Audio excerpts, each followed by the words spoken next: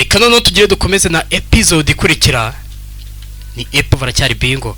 Ko mwagiye mureka nkabanza nkabibwirira di filimi zacu zisohoka binyuze kuri website buri munsi yitwa ep177.com. Ibintu nyine nk'ibyo ngibyo kumenya amakuru ye muri minsi asigaye yacubita muri mwe mutariko mana we asigaye ngo arinjiye mu bintu by'umwuka.